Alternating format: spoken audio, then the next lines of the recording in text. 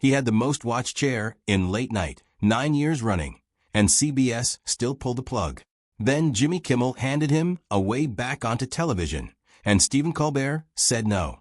Today we're breaking down exactly why he turned it down, and why the answer says more about the last year of his life than anything he could have said in a monologue. Let's set the stage, because none of this makes sense unless you understand how strong Colbert actually was when the axe fell. In July of 2025, CBS confirmed that The Late Show with Stephen Colbert would end its run once his contract expired the following May. On the surface, that reads like any other late-night cancellation. Except Colbert wasn't struggling. He wasn't bleeding viewers. For 9 consecutive television seasons, his show had been the #1 program in the 11:30 time slot, ahead of Jimmy Fallon on NBC and ahead of Jimmy Kimmel on ABC. Even CBS's own leadership had said publicly, on more than one occasion, that Colbert was the network's top performer in that hour. So when the cancellation came, the obvious question was simple. If he's winning, why is he leaving? CBS had an answer ready. Executives described the decision as strictly financial, tied to the broader collapse of the traditional late-night advertising model. And to be fair, that explanation isn't pulled out of thin air. Every network late-night show has been fighting the same headwinds for years. Cable bundles shrinking, younger viewers watching clips on their phones instead of full episodes, and ad dollars migrating to streaming and social platforms. Late night as a business has genuinely gotten harder to justify on a balance sheet, regardless of who's hosting. That part of the story checks out. But timing is a strange thing, and this timing is very hard to ignore. Just 3 days before CBS announced the end of Colbert's show, Colbert stood on his own stage and directly criticized the company that signs his checks. The subject was a settlement. CBS's parent company, Paramount Global, had agreed to pay $16 million to resolve a lawsuit filed by Donald Trump, who claimed that CBS's 60 Minutes had deceptively edited an interview with Kamala Harris during the 2024 campaign. CBS denied any wrongdoing throughout. Paramount paid anyway, with the money earmarked for Trump's future presidential library rather than a direct payout. A lot of legal observers looked at the underlying claim and shrugged. It wasn't seen as an especially strong case, which made the decision to settle stand out even more. Colbert didn't let it slide. On air, he told his audience, "As someone who has always been a proud employee of this network, I am offended," and he called the settlement, in his words, a big fat bribe. The crowd loved it. The moment clipped and spread everywhere within hours. 3 days later, his show was canceled. CBS insists there's no connection. Draw your own conclusion. But you can see why almost nobody in the industry took the purely financial explanation completely at face value. Here's where it gets bigger than one comedian and one monologue. At the exact same time all of this was happening, Paramount was in the middle of trying to close a roughly $8 billion merger with Skydance Media, a deal that needed sign-off from federal regulators, including the FCC, before it could go through. A settlement that smooths things over with a sitting president, right in the middle of a merger that needs government approval. You don't need to be a media analyst to see why people connected those dots. Paramount has always denied any link between the lawsuit settlement and the merger process. But once the merger was approved, FCC Chairman Brendan Carr said publicly that the new ownership under Skydance had expressed a desire to reorient CBS News and address what they viewed as bias inside the organization. That's not a small comment. That's a regulator describing an editorial shift at one of the most watched news divisions in the country. And the changes didn't stop there. CBS News saw a wave of major departures around this same period.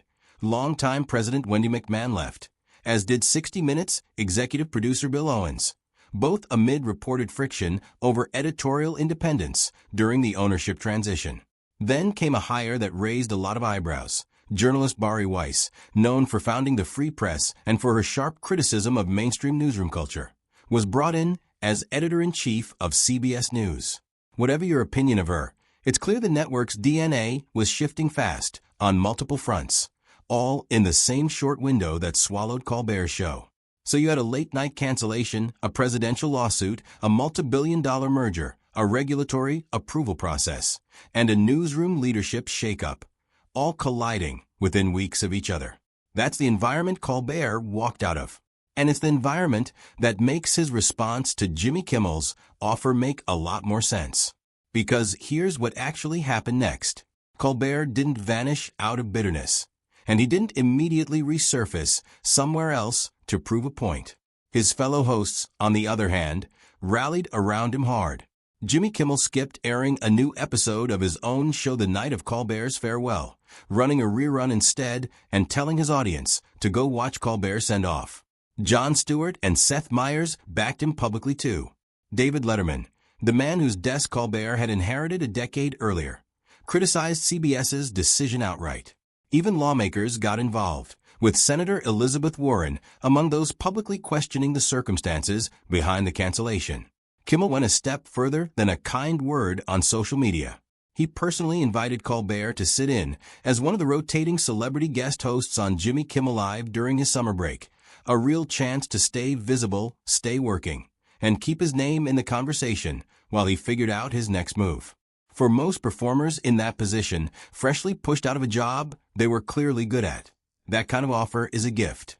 It's stage time, it's goodwill, and it's a built-in audience. Colbert turned it down, and when Kimmel later spoke to Variety about it, he didn't frame the decision as some dramatic falling out or a rejection of the friendship. He said Colbert felt it was simply too soon. That's it. That's the admission. Not a scheme, not a rift, not a hidden grudge against Kimmel or ABC, just a very human read on his own situation.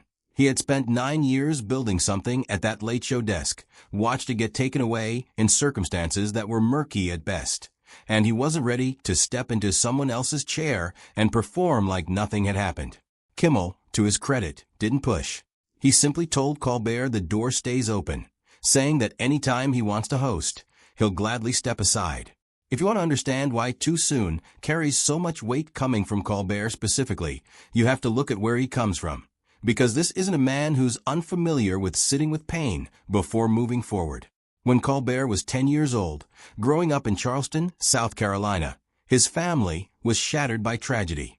His father, Dr. James Colbert, who was then dean of the Yale University School of Medicine, and 2 of Stephen's older brothers, Peter and Paul, were killed when Eastern Airlines Flight 212 crashed on approach to Charlotte, North Carolina, in September of 1974. 72 of the 82 people on board did not survive. Colbert has spoken about that loss for decades, crediting his mother, Lorna, with holding what remained of the family together through sheer resilience and humor. He's talked openly about staying rooted in his Catholic faith rather than turning away from it. And in a well-known 2019 conversation with Anderson Cooper, who has his own history with devastating loss, Colbert said something that stuck with a lot of people, that he had come to feel grateful for the very thing he wished had never happened, because the grief had deepened his empathy. That's not the mindset of someone who rushes back into the spotlight to prove a point. It's the mindset of someone who has learned, the hard way, that some transitions need time. Professionally, Colbert has always taken the long, patient route too. Before anyone outside comedy circles knew his name, he trained in improv at Chicago's Second City and then joined The Daily Show under Jon Stewart in 1997, building his reputation over years, not overnight. In 2005, he launched the Colbert Report on Comedy Central, playing a blowhard conservative pundit character with total commitment, never breaking the bit, using satire to poke at the media landscape itself. That show earned him multiple Emmys and turned him into one of the most respected satirists in the country. His 2006 performance at the White House Correspondents' Dinner, delivered inches from President George W. Bush, is still studied as a moment where an uncomfortable room turned into a viral, era-defining clip once it hit the internet. When David Letterman retired, CBS handed his desk to a guy best known for playing a fictional character, a genuine gamble. It took time for Colbert to find his footing as himself rather than his alter ego. But as Trump's political rise reshaped the national conversation, Colbert's monologue sharpened. And by the 2016 to 2017 season, he had passed Fallon in the ratings and never really looked back, holding the top spot for 9 straight seasons. Trump, for what it's worth, spent years publicly mocking Colbert as boring and untalented and predicting his ratings would collapse. They never did. If anything, the rivalry seemed to feed the show's relevance. which is part of why so many people found the cancellation suspicious in the first place. A host who had just spent nearly a decade proving his harshest critic wrong, suddenly out of a job days after criticizing his own network's dealings with that same critic. Colbert wasn't the only late-night host caught in this kind of storm during this stretch, either, and it's worth understanding Kimmel's side of it, because it explains exactly why his offer to Colbert carried real weight instead of being a hollow gesture.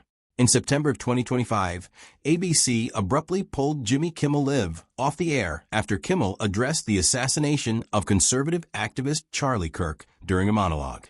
To be clear about what actually happened, Kimmel did not joke about Kirk's death or celebrate it. His criticism was aimed at what he described as an effort by some figures within MAGA circles to immediately spin the identity and motives of the shooter for political advantage. He said plainly that many in MAGA land were trying to score points off the tragedy. Even so, the comments set off a massive backlash. Conservative commentators, politicians, and major affiliate groups, including Nexstar and Sinclair, pushed hard against him, and ABC suspended the show indefinitely while it sorted through the fallout. FCC Chairman Brendan Carr publicly criticized Kimmel's remarks as well, though he later denied that federal regulators had pressured the network into pulling the show. The backlash to the suspension itself was just as loud. More than 400 actors, writers, comedians, and producers signed an ACLU-backed open letter calling the suspension an attack on free expression, and notably, some conservatives who disagreed entirely with Kimmel's politics still defended his right to say it. 6 days later, ABC reversed course and brought the show back, saying the pause had been meant to avoid inflaming an already tense national moment, and that conversations with Kimmel led them to conclude the show should return. When Kimmel came back, he didn't dodge the moment. In an emotional monologue, visibly holding back tears at points, he told viewers it was never his intention to make light of a young man's murder, that he didn't find anything about it funny, and he reminded people that he'd sent a message of sympathy to Kirk's family the moment he heard the news. He said his target had never been Kirk, only the people he believed were using the tragedy for political gain, and he thanked everyone across the political spectrum who defended his right to speak even when they didn't agree with him. Put Colbert and Kimmel side by side, and the pattern is hard to miss. Two hosts who spent years as some of Trump's most consistent critics on national television. Two hosts who became frequent targets of his public attacks. And within the same handful of months, two hosts who each found themselves at the center of a major controversy involving the network that employed them, one through cancellation and one through suspension. It's not proof of a coordinated plan, and nobody credible has claimed it is. But it's exactly the kind of overlap that's fueled an ongoing, very real conversation in the industry about whether political pressure and corporate self-interest are making it harder for outspoken late-night hosts to keep doing the thing that built their careers in the first place. Against that backdrop, Kimmel's invitation to Colbert reads less like a casual favor between friends and more like one guy who had just been through his own version of this mess, reaching out to someone else going through it too. And Colbert's answer, that it was too soon, reads less like an excuse and more like a genuinely honest response from a man who has never pretended that time doesn't matter when it comes to processing loss, whether that loss is personal or professional. So, where does Colbert go from here? As of now, there's no confirmed streaming deal, no announced new show, and no return to a nightly desk anywhere. Rumors about podcasts and future projects circulate constantly, but nothing has been made official. What is confirmed is that Colbert, a lifelong Tolkien fan, is serving as an executive producer on The Lord of the Rings, The Hunt for Gollum, which suggests he's not sitting still, just stepping away from the specific grind of nightly television for now. CBS, for its part, continues to stand by its explanation that the cancellation was purely a financial call shaped by a shrinking late-night ad market, rising production costs, and competition from streaming, YouTube, and podcasts. All of that is genuinely true of the industry as a whole. But the timing of Colbert's exit, sandwiched between his criticism of Paramount and the company's push to close its merger, is the part that continues to keep this story alive, and it's a big part of why his quiet decision to say not yet to Jimmy Kimmel felt like it meant something. If Colbert does eventually take Kimmel up on that offer, or land somewhere entirely new, you can bet it'll be a major moment, and we'll be covering it the second it happens. If you want to stay caught up on where this story goes next, make sure you're subscribed with notifications on. Drop your take in the comments on whether you buy CBS's financial explanation. And give this video a like if you want more breakdowns like this one. Thanks for watching, and we'll see you in the next video.